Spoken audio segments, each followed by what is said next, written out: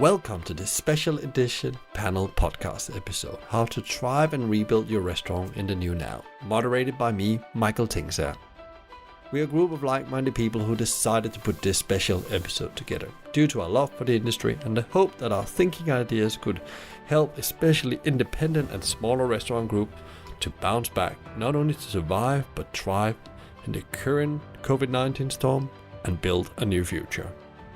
It was the Danish Trade Council UK who took the lead on bringing us together. We are Order Technology Takeout Group, pos-systems, QuickOrder, consultancy FoodOnTheMove and Hospitality Mavericks. In this episode, Mark McGlinn, Wedderkop and myself will be talking about the current storm in industry, how to survive and thrive in it, how technology and takeout and delivery can be part of the solution, and there is some top advice in the end of the episode which can be implemented straight away. So grab coffee, sit back, sharpen your pencil and get your notebook. Enjoy.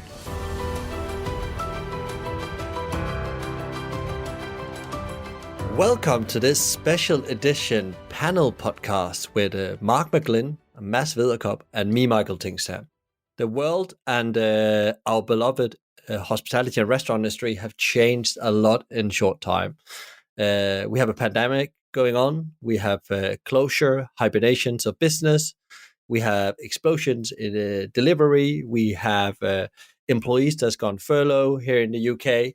And we thought that we needed to bring something to the world that was a bit different, because there's a lot of great information out there in the moment for operators. But we thought there was a bit need for more guidance on some specific advice for what we will say the independent and smaller restaurant groups on how to survive and thrive the current storm and prepare them for the new normal or the new world that nobody knows actually how it looks yet. And we will try in this context we're in now, the COVID-19, to give you a bit of toolbox and potentially strategies of tangible solutions for you as an operator to implement to make the world, a better place for yourself on the other side. Today, as already mentioned, we are three people on the podcast. It's Mark McGlinn. And Mark, could you just give your 30 seconds elevator pitch to people out there so they know who you are and the context of why you're here on the podcast and why we're having this conversation? Yeah, sure. I've worked in the food sector for more than 20 years and across a variety of roles, from food purchasing to food operations to systems design and development. My last corporate role was with Pret a Manger as their head of food operation and equipment innovation. On leaving Pret, I worked as a food service consultant and went on to set up the Food Systems Network. The Food Systems Network is it's an open innovation platform that works to improve the sustainability of our food production, distribution, and service industries. So we work through collaborative partnerships and support new systems of food production and food service that hopefully will evolve to nourish and support the health of our growing global population. We support the development, in particular, of sustainable food systems, and that's at the heart of the work we do, as I hope you'll see in this broadcast. From the Food Systems Network, we launched a major project on Food on the Move today. It was conceived to help the future of food delivery and to promote food security and food sustainability in last mile delivery. And we hosted a major conference on food delivery at the Barbican Centre in March of last year. Great, Mark. Thank you for that. And Wedderkop. Thank you.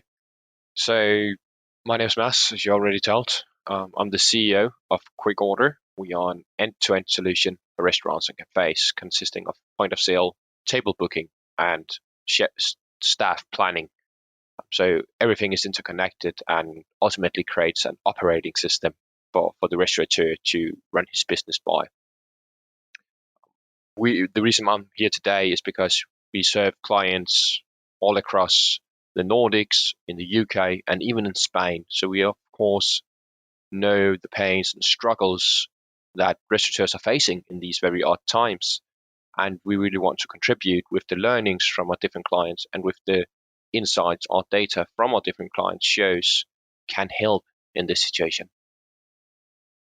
Yeah, and for myself, I'm from Hospitality Mavericks and also an operator myself with a little catering company in London called the Bear Kitchen. And my passion is to develop and grow, especially hospitality and restaurant leaders. And lots of our clients we work with and their teams are either dependent or smaller operators or groups across Europe. So I would love to see how I can actually help them to unleash some of their potential in this podcast and actually find ways out of this situation, which is very dire for many of them right now. All the clients I've been talking with the last 3 weeks, it's serious business out there, as we will come back to in a second.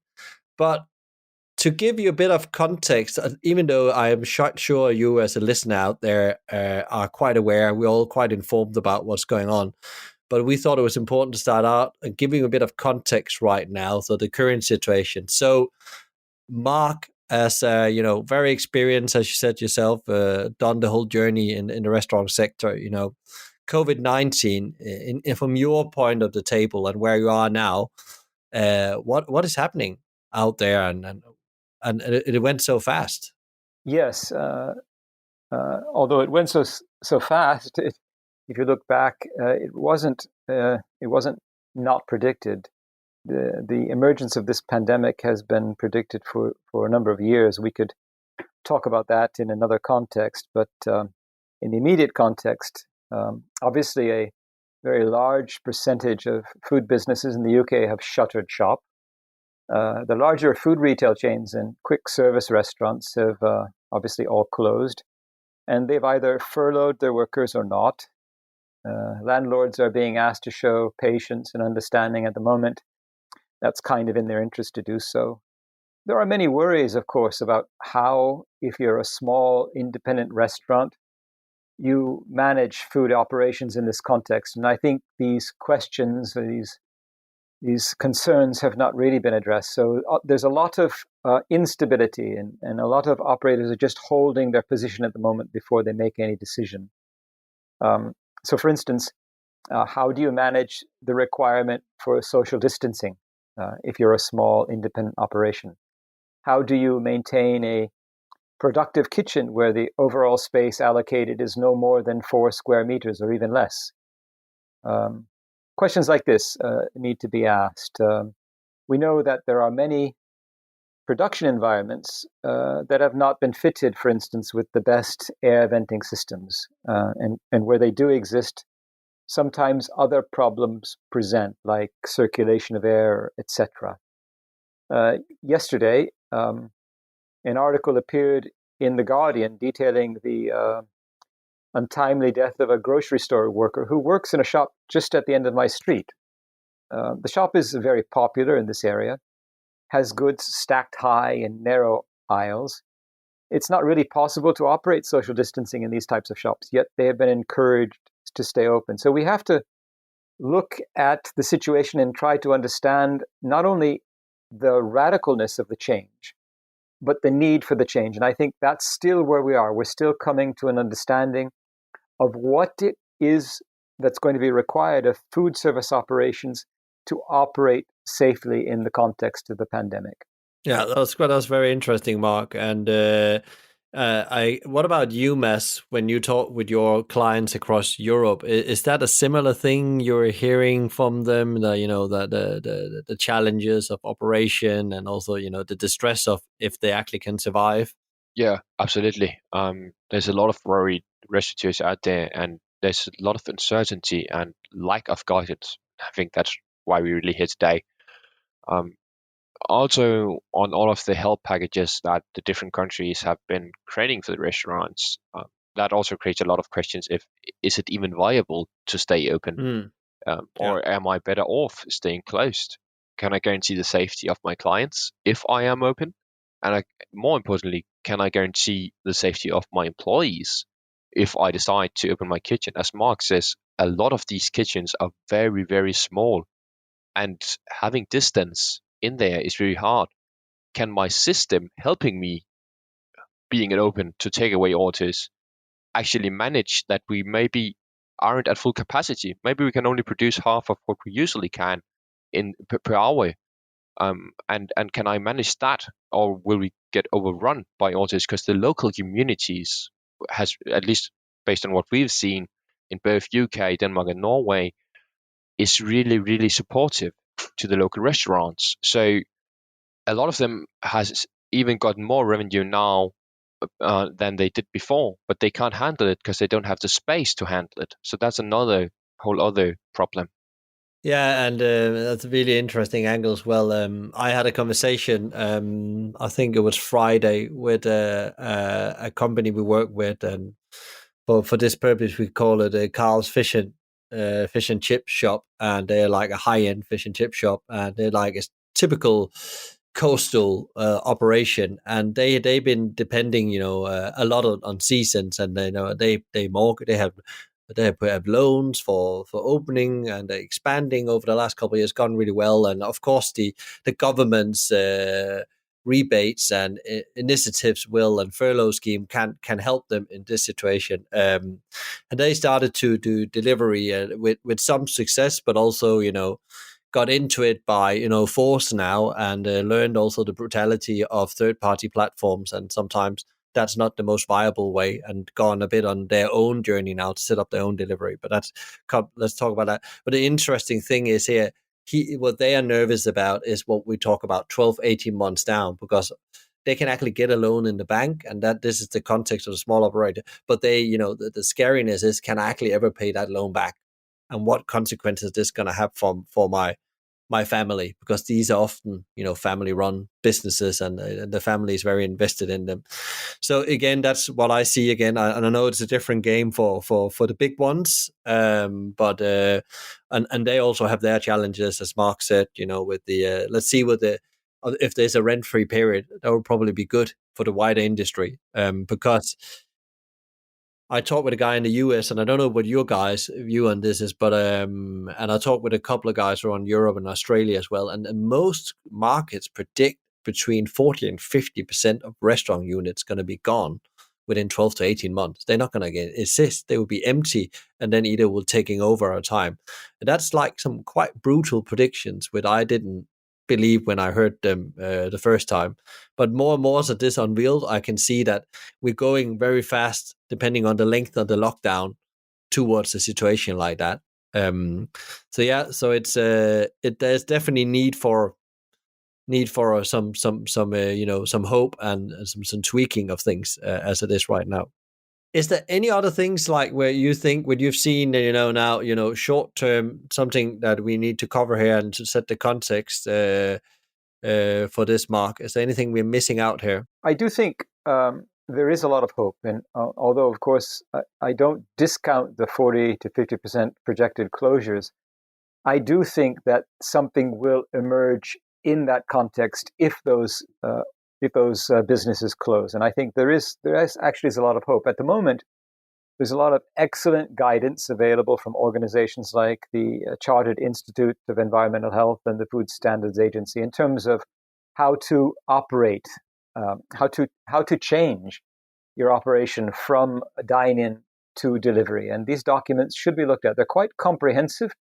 They're staged documents, and they can be very, very useful. But interestingly, I think there's some broader questions, and I want to just, if we can, quickly look at Michael, the question you opened up around the 40% closing, and maybe that being a very bad thing. And I agree, it's going to be painful if that happens. But we have to remind ourselves that it's kind of widely acknowledged that the food service sector before COVID-19 was undergoing a lot of change, particularly with the increasing dominance of food delivery and the growing presence of large food retail chains on the high street. The pandemic has brought this to an abrupt halt and turned the model of innovation that was underway on its head. So what's really interesting is that we're beginning to look at the way we access food quite differently. And we cannot help but look at it differently because we are faced with some fairly fundamental questions, even if we don't voice them out loud, like, how secure is the food supply chain? how safe is food delivery? What is the relation between what we eat and the functioning of our immune systems, for instance? How can we eat better? Because we have to remind ourselves that so much cooking is going on in people's homes. And where food delivery has really taken off, come into its own almost, is in getting these disrupted supply chains back up and running and getting food goods, sometimes and oftentimes fresh food, delivered to people's homes.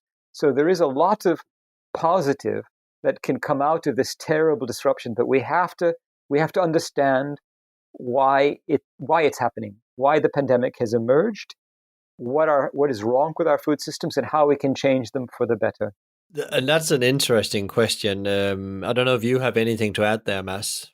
I'll just add a positive note with a very short-term data insight. So we've been tracking the revenue in the market very closely during the last, actually since COVID started. So last month or two now. And when the lockdown started, we saw a 70% drop in total revenue in the market. But during the last 2 weeks, I've got some good news. Revenue is up again. So the drop is only 40% now. Yeah, and that's a positive story. Yeah, so we are going in the right direction now. Yeah. But what is interesting, what you said, Mark, is understanding where did this issue come from. And I think the consumers, I don't know if you noticed over Christmas, there was a lot of conversation about climate change and the planet and how you're eating and so on going on in the news. That was like, it became a theme over Christmas holidays. And this is just, I think Mother Earth are giving a bit of a forewarning, as you say, at how we eat and how we consume, because the problem comes from factory farming in China. And I guess that will put some innovation into menus as well, because the consumer is going to start asking a lot of questions about, can we actually trust this product? As you say, can we trust the provider to be on top of food safety? Is this good suppliers? Do they really take care of the ingredients and the soil they put it in and the employees they're employing, and so on and so on and so on?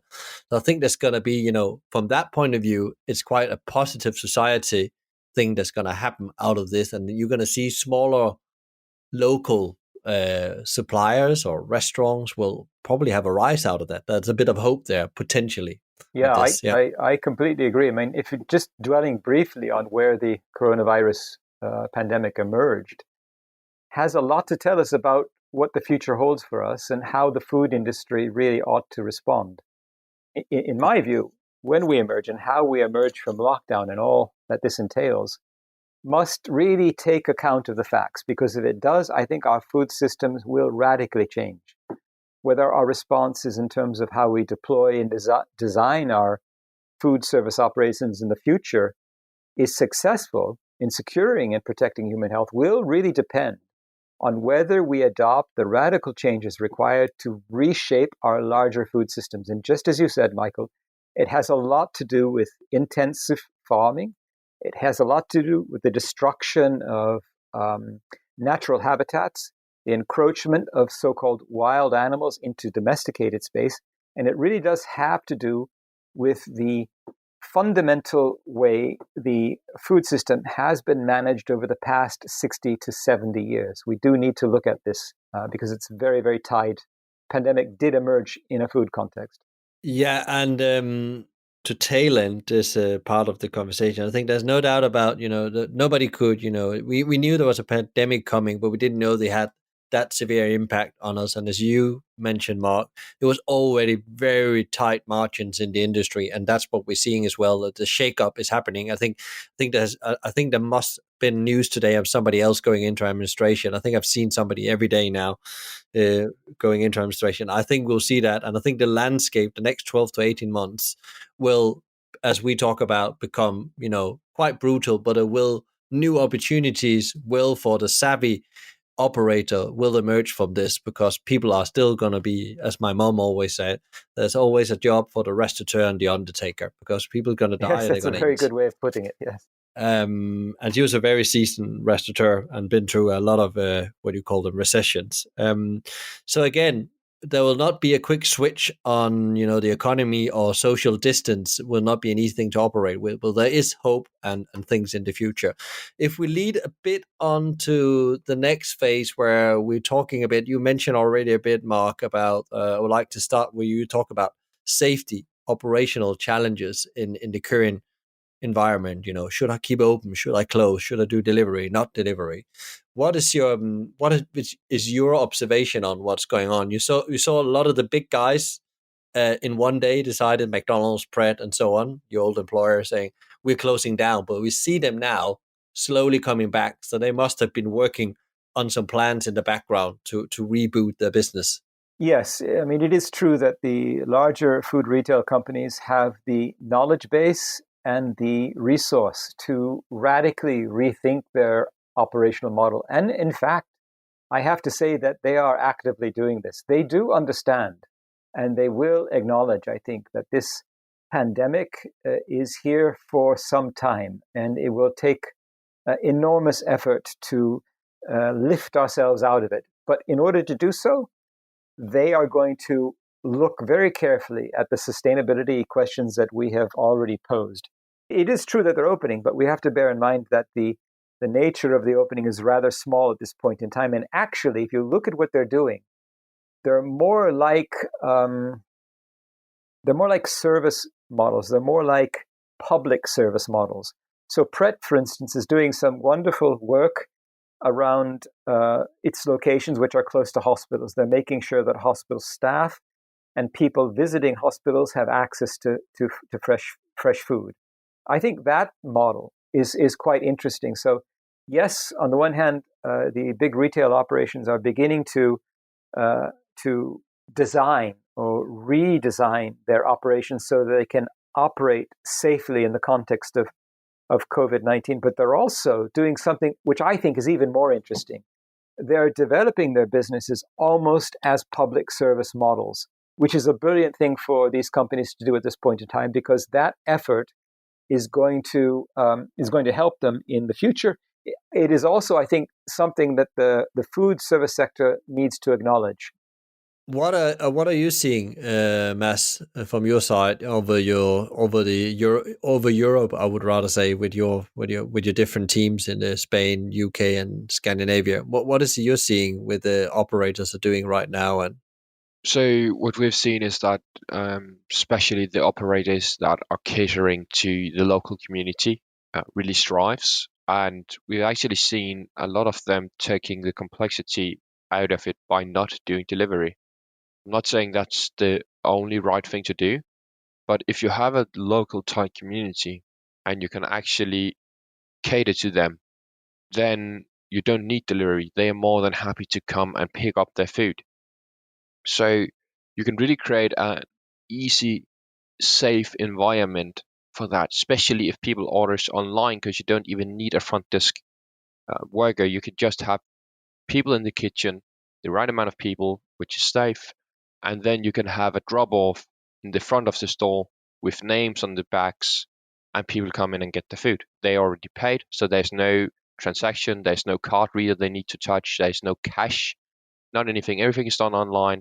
They just come and pick up their food, so it's done very, very safely. that's a very good point, because I've actually seen, I live in Brighton, and around in the area I live in, I've seen, it's been quite fascinating to see a butcher that probably before this would never have thought of digitalizing thing, but he introduced click and collect, and he's never been busier. He told me it's never been better. Business has never been better for him. The same with the vet shop.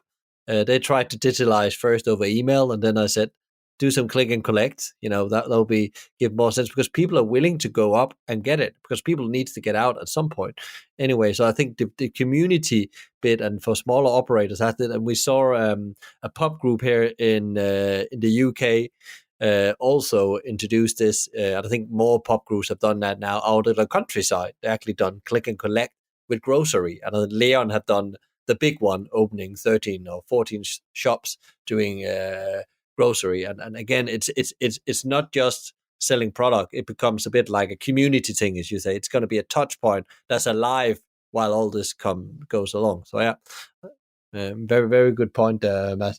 What I have seen again is I've seen it's been very good as well that the savvy operator has done.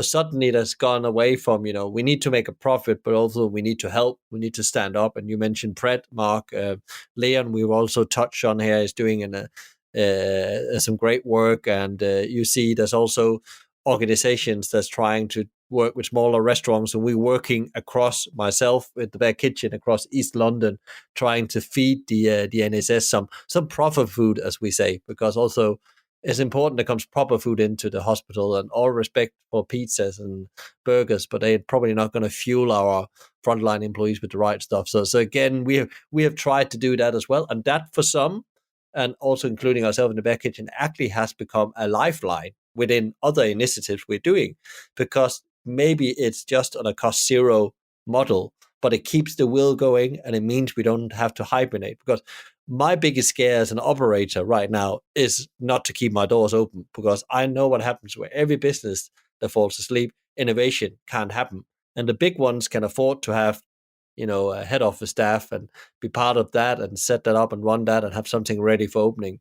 But for the smaller operator, this is an opportunity to experiment and try things out you haven't tried before. As a skeleton business or just with click and collect, this is the opportunity in my world to try something new. And and you can only win because you will learn something. And that's the important bit, using this situation as a big lab for your business as well. Yeah. I don't know what your guys' view is on that. Yeah, Michael, I think that was very well said, actually. I do think if you look at, for instance, how Pret and the larger food retail responded to the COVID pandemic, it's quite interesting because they did remain open for as long as they thought it safe to remain open. And then they closed down, and they did close down on the basis of a pretty comprehensive view and some of the best advice from some of the best food safety experts in the country. So that was really interesting. The fact that they're beginning to think or opening shows that this pause, this standstill, if you will, is a really necessary phase to go through. And I would even argue that small independent establishments, for instance, those who are thinking of pivoting from dine-in to delivery, should go through this quiet phase, in which 2 or 3 weeks they do absolutely nothing. They look at their operational costs. They look at their staffing levels. They look at their food safety systems, and they do take a weighted decision on whether or not they should actually open. I think it's very important for them to go through that process, and it has a lot to teach us. I actually think a lot of the restaurateurs have done that, at least what we experience in the market. Because what we've seen is that, exactly as you say, Mark, they've taken the time to actually dive deep into the business. We have to remember, before COVID, the market was absolutely crazy. We've never seen such a busy market before. People were going out and spending money like there was no tomorrow. So getting that time off and using it to actually have a deep dive in your business and optimize it is a gift. And we've seen restaurateurs doing that. And that's one of the reasons why we as a company have been keeping growing during these times. We were fearing the worst, but we've actually seen that restaurateurs may be running an old IT setup. They all of a sudden have time to actually do something about it. Same thing on food safety. Same thing on, should we do delivery, not do delivery? Should we rearrange a whole furnituring of the restaurant? There's a lot of good initiatives being taken in this time, and now is really the time to innovate and to grab that opportunity to actually create something that you maybe have dreamt of before, or that you actually can dream up now and take action on because you don't have your everyday life. Absolutely. I mean, you're absolutely right, Mads. The quiet period of reflection could actually lead to a huge explosion of innovation in the food service sector, one that probably was bubbling under the surface for years. So it is definitely an opportunity, and we should definitely underline that point.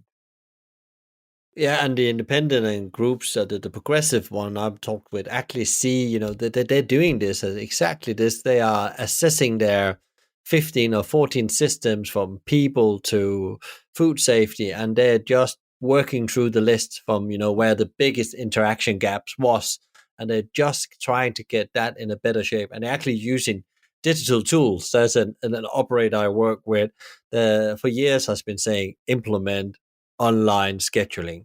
It will save you so much time and money. And he called me the other day and said, Michael, you're absolutely right. I can see it now, what you said, but I just spent the 3 days getting this done, and now I have it. I'm ready for my 300 employees now when they come back. It's great. That's probably one of the you already won on this. I know there's other challenges, but again, you need to have some small or big wins, because you're going to have a lot of challenges. So the more ready you get, it's a bit like, going to the Olympics, the better you're trained and more mentally ready you are for what's coming on the other side, the better you chance you have to survive, between let's call it the 50% right now. It's really the sum of all the things you do in these times that are going to create the result in the end. So what you're describing now, Michael, is exactly what we as a business are experiencing right now. People are actually taking the time to, as an example, set up their online scheduling. And it's such a no-brainer for consultants like you and businesses like us, but normally they don't take the time. So now it's a great chance. And also, you said they've been so busy and there's been so much strain on them because, many of these smaller operators, we have to acknowledge this is is their job as well. So they fight with everything they have, like blood coming out of their ears. And again, it's easy to sit when you have the, a background and understanding and done it yourself to say, why don't you stop up and reflect? But that often there isn't that time, because we run out of milk, so I need to go and sort that out. So I really believe what you guys saying as well. We will see some stronger businesses that takes this opportunity come out on the other side and more ready for the fight than ever. And I think that the corporates will also get a shock about how fast they're moving. They are small speedboats, even though the corporates are well on top of their things. With my own background from McDonald's, I know that they're probably going to come with some crazy initiatives. I couldn't imagine anything else. So this leads us perfectly into the future. So what we are seeing, what's going on right now, operational, is that there's a lot of people that works on their interaction gaps and implementing new ways of operating. And there's actually people within this, like this is the hope, that's actually thriving. And you said, Mads, as well, earlier that you can actually see sales are actually improving in general. And there's new models, you mentioned, Mark, coming up, or new ways of operating in the food service sector you never thought about before. And we're just getting smarter, faster, quicker than we ever thought, because we're only, how many weeks are we in now? 6 weeks, 7 weeks into this. And there's a lot happen, positive things as well where people have moved. So that leads us a bit to, it's always difficult to predict on the future and you always have to be careful. But from your experience, especially Mark, you had an crazy long experience working with one of the most remarkable brands within food, if not just in the UK but in the world. As a global player, they're known to be very diligent spread about the things and really think about things before they do them.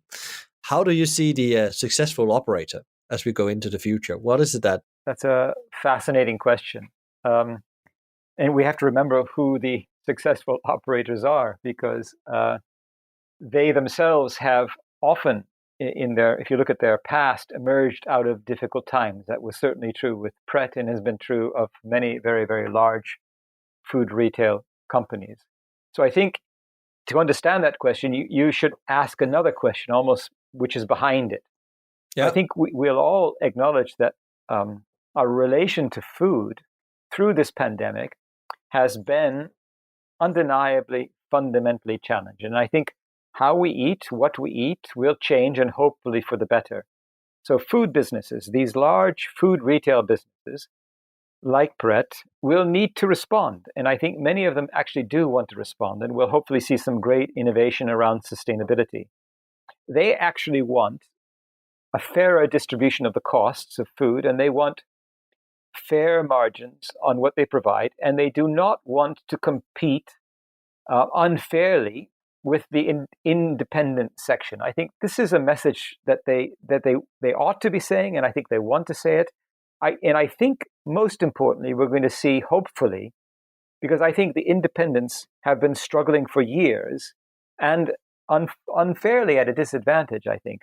I think we're going to see some recognition of the good work that they do.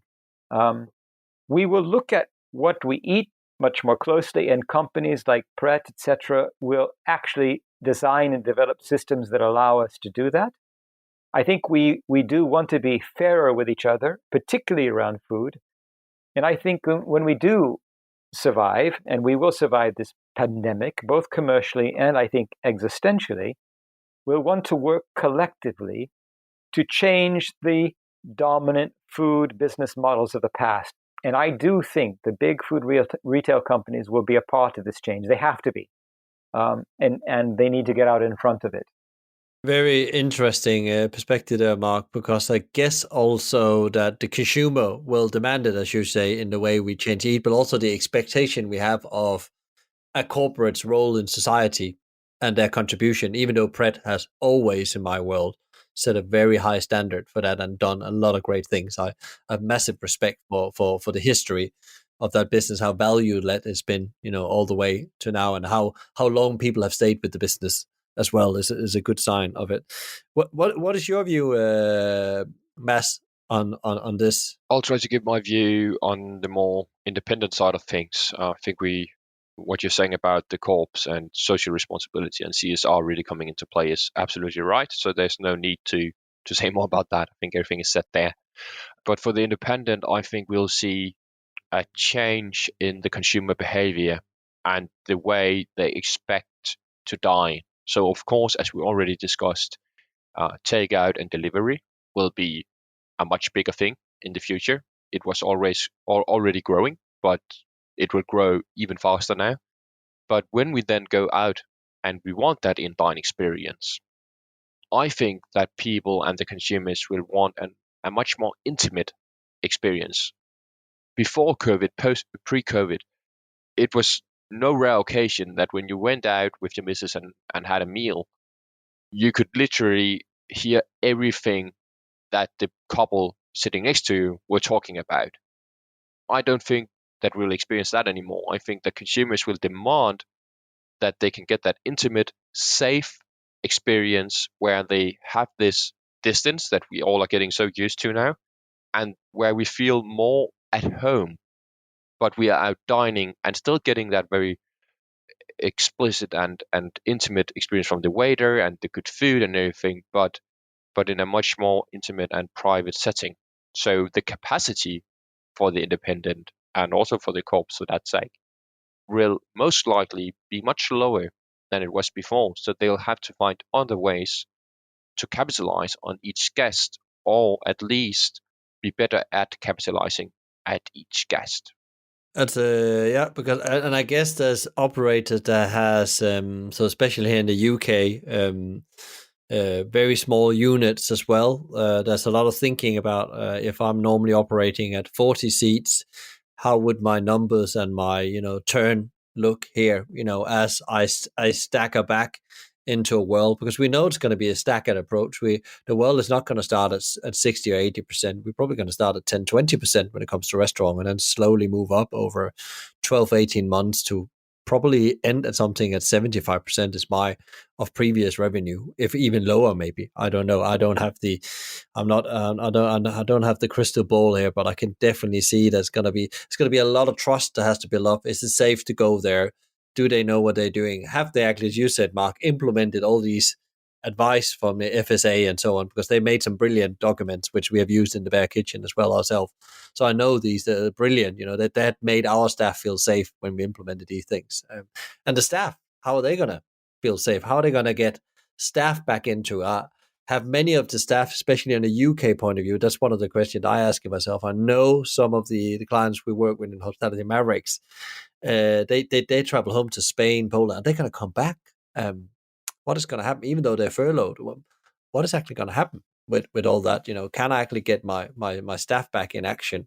Even though there's always a solution for that, but that will definitely give some startup challenges when we go back in. Well, I think staff in general is a topic for itself, and we could do a whole podcast about that. But yeah. But yeah. It's strange, right? Before COVID, we were all talking about how there was a lack of free labor in the market, and the workforce was just not there. And then with a one day or within 2 days, all of a sudden, 70% of the market loses their jobs.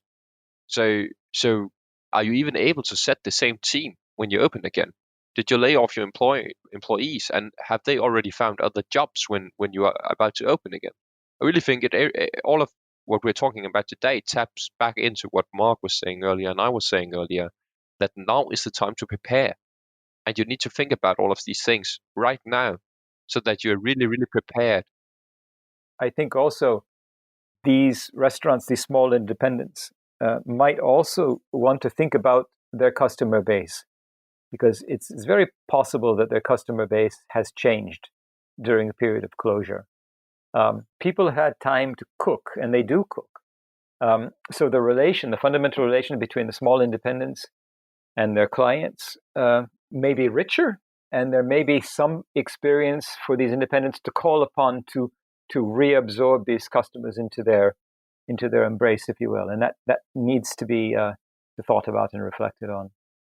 Another interesting thing I've seen, which before I was a bit like, I thought that, there was a very slow adaptation of technology in the industry as a whole, the very, or sometimes in the dark ages. I think McKinsey did something in 2017 or 16, where they actually, they put hospitality in the rock bottom with a couple of other industries. And it's interesting to see the level of productivity that has been around digitalization of your business, not only delivery and click and collect, but what I can see right now is that, okay, well, we definitely need to have tech now to help us do the heavy lifting, because either it has to save us money or make money. And it seems like it just with like a switch that happened. And I think that, you will see, better, the savvy operator, the savvy leader will use technology to facilitate a lot of this change, a lot of these, efficiencies they need to get now to get their margins. And also to get to know their consumers and guests much better. Because when you don't have tech, when you've been a dinosaur, let's say it like it is, when you've been living in the dinosaur age for the last 10, 20 years, you have no way of actually reading into a consumer engagement. Something as simple as this guy who's liking our Instagram post, is that a guy who's been in the restaurant before? And if it is, do we know what he likes when he visits us? Getting that whole full circle knowledge about your clientele is really, really important as we go in to this post-COVID situation, because as Mark just said, you probably don't know your clients anymore. And there is a lot of potential in that, because clients' demands probably changed, or their behavior. Yeah, Mads, you're absolutely right.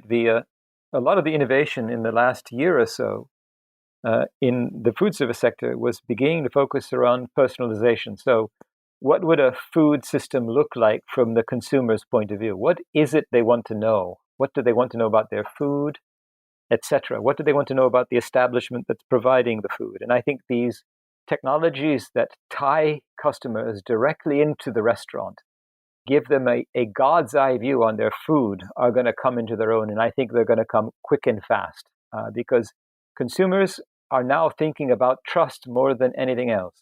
They're thinking about food safety. It's no longer about convenience. It's about food safety. Food safety is front and center. And food retail companies and food restaurants and independents that understand this are going to win consumers for the long term. And it's almost, some of them, they're moving fast now. They already had that belief that there was something wrong with the way we did things, and they were already preparing for this. And they are very agile hospitality organizations already. And some of them we probably not even heard about yet. That's doing some amazing things out there because they just get along with it. They're small groups. They are innovating. One of my clients, which I was not surprised when I was talking with the MD, said to me, "So what's happened the last week, Michael, is that we've been looking at a number of sites in London, and now it's a bargain price. So I just picked up 3 sites. So we're going to expand with 3 sites from as soon as this lockdown disappears." because they have been good at, running their business. They already done all the things we talked about. So they are even a step further. They can actually expand as part of this. And it's a bit like the stock market, Warren Buffett strategy, sit and wait to the bull market is over and then buy, in a way. And I think that's very interesting. All the things you're saying there, I can totally see that specific organization are definitely working on that strategy right now. They're going to expand and they're going to move fast. In Denmark, we also have a group called Dining Six, the Dining Six group, which are a group of very successful restaurateurs, independents who got together and created a group of restaurants. It's like these casual fine dine restaurants. And they already did all of these things before COVID. And it's very obvious in their communication that they are so calm. They don't panic because they already did all of these things. So they can think in the terms that you just described. But how are we going to expand after this? Who are closing next door where we can then set up new shop? Yeah, and they're very clear about what their role is. I think you mentioned about this, Mark, and what the role of their food is. They have already very strong food philosophies. They have there's some ethics around things. They already maybe operating with very local produce and trying to do the best. Maybe not perfect. Nobody's perfect, but they're definitely doing that. And they have some very loyal people that just says, okay, is this what we need to do? Let's do that. Do I need to be a social media manager for 3 months? I'll do that. I'm just throwing everything I have in my hand. I will learn on the go. So if we think about, the consumers as well, I guess we also have seen they have been very ready for engaging with delivery and digital, much more ready than I thought they were, in a way. Because I think also I read an article that supermarkets are now seeing that, craziness has dropped off and they're already seeing massive drops in their sales curve. And that's an example of other people are getting involved in their supply chain. And we also have a whole supply chain in the industry that suddenly got hit by this. And they've been very proactive. Some of the suppliers I've been working with myself had, starting selling directly to consumers. I don't know if you guys have seen that. And they found out this is quite good business. It's a bit more hard work, but it's actually quite good business. Absolutely. This is a fascinating area of innovation at the moment. And I'm seeing it here in South London, in the Crystal Palace area. The number of local to local delivery companies that have popped up is just extraordinary. And we get our vegetables delivered from a local organic garden, not more than a stone's throw from our house. So these things are going to replace a lot of the disrupted aspects of the supply chain that we've been witnessing. And it's really interesting to see this come into its own. I think it couldn't be greater. Last thing I want to touch on, and before we move into the last section of some advice on what people need to do, is I've seen some really interesting things around leadership and mindset. And there's a bit like this are you in control of this? And Mads, you talked about this restaurant group in Denmark. Are you in control of the situation because you're prepared for being ready to some kind of situation, not COVID-19? These leaders are very proactive. They have very, invigorated cultures. They are, and these are also the future of hospitality. You will see leaders that have very strong, I would call it, they are very strong at business skill, but they're also very strong at human skills. And they have this team behind them because that's the only way they see through this. And they have this unique culture and positioning around this culture. And I'm quite sure you would see many of the companies there will be a list of operators that people want to join and the other ones they don't want to join. And I think Honestburger has probably been more corporate now, but they've been brilliant of taking care of their people. The same with the Shoom. I've noticed there's a smaller group of seven units. But again, I see the operator that really been good at this, leadership culture. They have really also strived in this and have been ready. That's like they've been training for having their staff mentally ready for this. They just adapted much quicker than others where, engagement and culture now, maybe it's a bit more, it's just for profit what we do. You could even see that the restaurateurs who had that strong culture in mind and really understood the importance of creating a very strong culture across all of the locations they are running had success even pre-COVID. So just look at John the Juice. Their whole success comes from culture and culture alone. And it goes all the way out to the customer as well. Yeah, it does. Because customers, they join that, because they want a bit of that excitement. Yeah, exactly. And they want root service. That's why they go there. They think that's the cool thing about it. There's a bit like, it's very different. And they have taken a different standpoint from the beginning. We are different.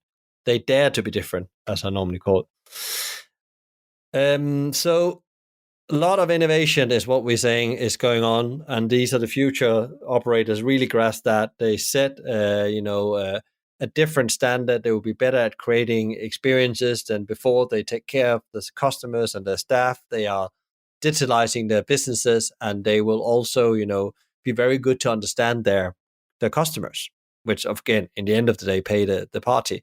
So, Mark, if you should here in the end of the last bit of the podcast should give your 1 to 3 things you think operators should really start preparing for right now for the future, what would that be? What is your advice, and where should they go for it, if not? Yeah, well, the first thing I would say to food service operators is that they should really reflect on their customer base. The customer base will have changed during the course of this pandemic, and they need to find out who they are, and they need to create tools or communication paths so that they do come to know them again. I mean, that's absolutely vital. As I also said, I think food safety is now front and center. Any organization that doesn't have real rigorous food safety operational practices needs to think about what it's doing, because consumers are going to want to know this, and they're going to want validation to this effect. Food is no longer merely about convenience. Of course, convenience is important. Taste is even more important. But food safety, or the safety of the operation itself, is going to be key.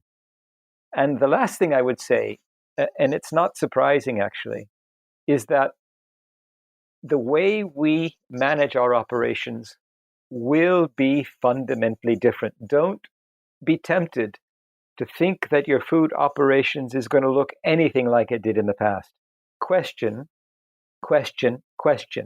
We'll see things like meal customization, which we never thought would come into being. We're going to see things like meal delivery in volume, delivery meals combined with goods and ready to store goods. We're going to see payment systems that actually tell us an awful lot about what we buy and why we buy it. So the relation between the producer and the consumer is going to become much tighter. Remember, restaurants were our primary way of creating communities up until COVID-19. They are going to be so in the future, but there may be a digital path that we should explore. And trust is absolutely essential. It's fundamental to the nature of any human relation. Yeah, very good, Mark. And you, Mads, what would your top advice be? To actually go from where Mark left off, use this time where you might not be as busy as you were before to really, really think carefully about your whole supply chain, starting with your IT. How many different suppliers do you use today? Probably 3 to 4 to 5 different suppliers. Assemble as much as you can with a single supplier. It will streamline your operations when you open. It will make it much easier when you need help.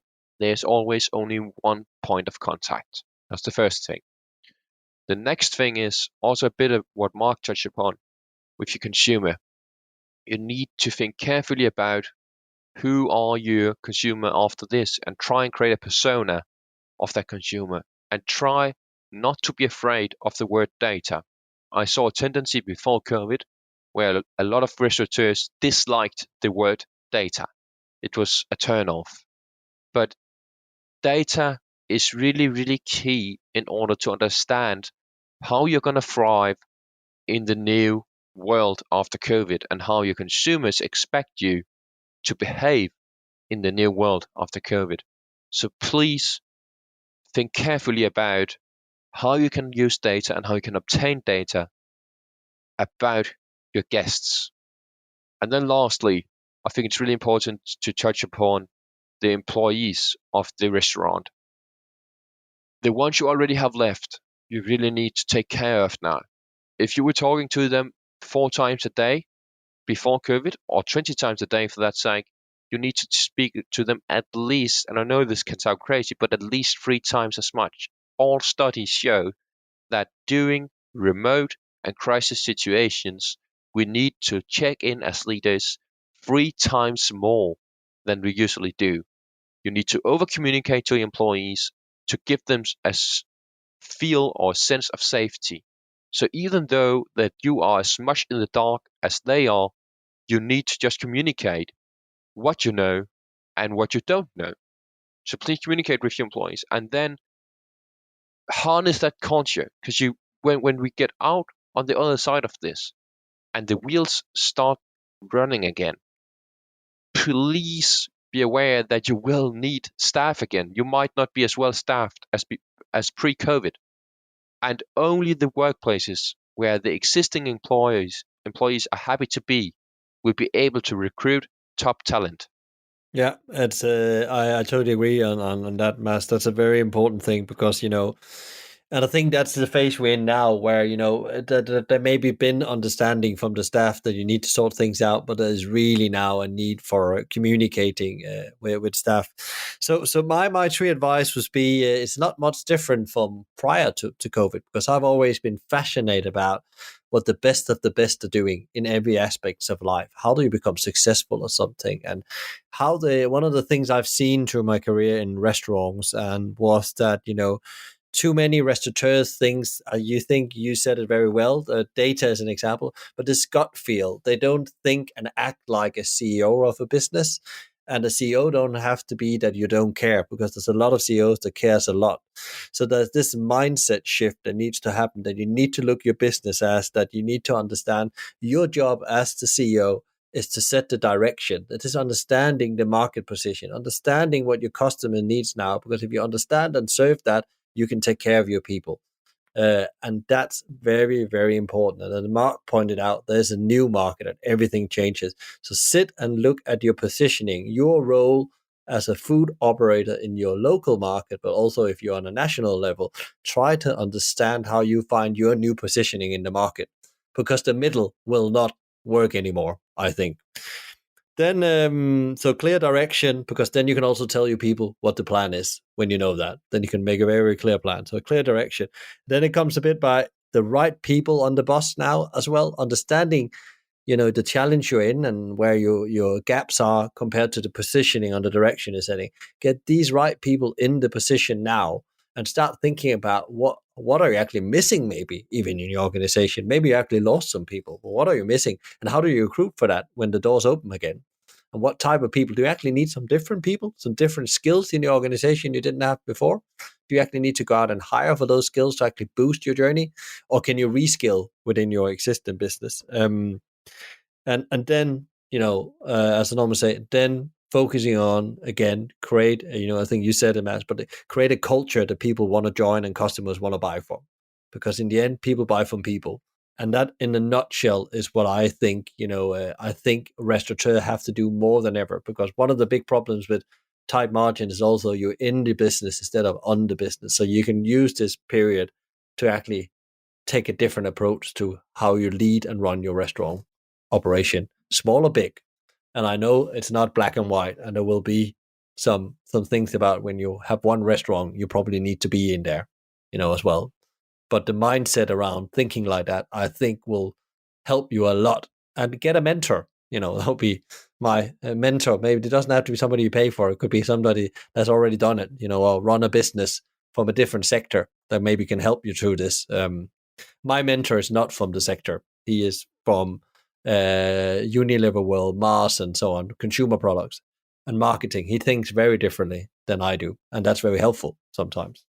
Any other last thing you want to add here, guys, in this podcast to the dear individual operator out there, sending a bit of hope, maybe, Mark, to them as well?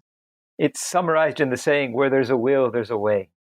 I do really think, based on just the conversation we've had today, that there is ample evidence that the small independents, small, medium enterprises in the food service sector have a great opportunity to invent and sometimes reinvent business models that will function well after or during the time of the pandemic. Remember, there are operators out there now who are functioning quite well. So take a look at those models, try to understand how they're working, and maybe adjust your own models accordingly. Yeah. Mads? Just like a final chant, we have customers in QuickOrder that've seen a 200% rise in revenue during COVID. And that's because they innovated. So take this as a gigantic opportunity. When you are a small independent restaurateur, you are also very agile at the same time. You don't have a big organization that you have to move in a new direction. So use it, experiment, and you might hit the gold pot. Yeah, and mine would be a bit like there's nothing better than a little crisis because it levels everyone. So for once, you have a chance against Goliath. There's no excuse anymore. We're all in the same shit. So it's all about the effort you put in now. And actually, I think there's a lot of hope for the independent operator because I think that's where people gonna turn to after this. So I think there's such an opportunity here if you get ready now and start to train the muscles for this Olympic that's coming on the other side. It's not going to be an easy ride, but there's lots of opportunities out there, so as we heard today. Thank you very much, both to Mark and Mads, to get on here today and have this conversation. I think it's been really super interesting. I will look forward to connect with you guys again, and we're sending, I think, and say behalf of all the three of us, all the power and energy for our lovely sector needs to rise from the ashes or rebound into the new now. Mads and Mark, thanks so much for your great thinking, advice on how to survive and thrive in the current storm as an independent and smaller restaurant group operator. If you enjoyed today's podcast, please give us a like, share, rate, and let us know what you think. Thanks to the Danish Trade Council UK for bringing us all together, and for Takeout Group, QuickOrder, FoodOnTheMove, and Hospitality Mavericks for contributing. Thanks for listening and keep innovating.